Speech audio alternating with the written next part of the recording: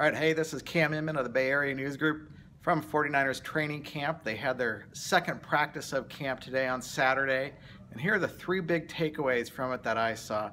Let's first start with the passing game. Brian Hoyer had a better practice than he did yesterday, the first practice out of camp, and probably the best play of the day was he found Marquise Goodwin as deep threat, about 40 yards downfield, wide open, would have been basically a 70-yard touchdown.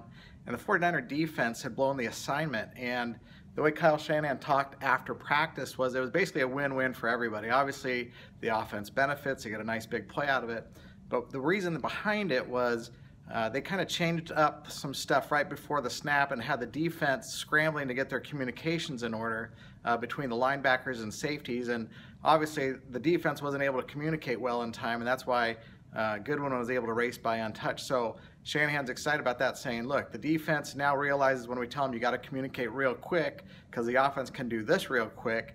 This was a big learning experience for that defense. And playing free safety on the play was Jaquiski Tart because Jimmy Ward remains on the physically unable to perform list because of a hamstring injury that doesn't appear too serious, but it's kept him out of 2 practices so far into camp. All right, let's get to number 2. And that was Solomon Thomas's debut on the practice field, the top pick out of Stanford. He worked in as basically a second string on the defensive line, kind of playing at left end and a little bit of right end actually as well. He had a pass breakup, and like a lot of these defenders are being taught, anytime there's a ball on the ground, get on top of it. So even though obviously he broke up the pass, he fell on top of it right at the line of scrimmage. Kyle Shanahan was asked after the game after practice, whether he saw anything great out of Solomon. He said, look, if he would have done real bad, I would have probably noticed out there. So, or if he would have done really dominant, I would have noticed. I think he did a pretty good job, but I'll probably tell you tomorrow after I watch the tape. Thomas was in there for some plays. He wasn't in there for a ton, but they rotate so many guys through that defensive line. And on the side when he's not participating in plays, he did talk to some veterans, and one of the guys that's taken him under his wing is Elvis Dumerville, a longtime veteran, 5'11". Thomas is 6'3", and one thing I noticed is, well, Thomas can get really low before the snap. For a guy his size, his flexibility, that's going to help his leverage. And Dumerville credits his production with 99 career sacks with his ability to gain leverage on some of these taller, bigger tackles that he goes against. So that's something we can watch as camp evolves and as Thomas's career gets going.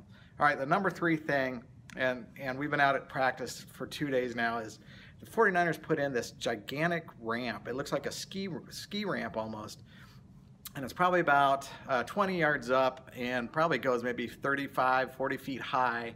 And it is steep. And yesterday some of the bigger guys got on there. Today the skill position guys, including wide receivers, defensive backs.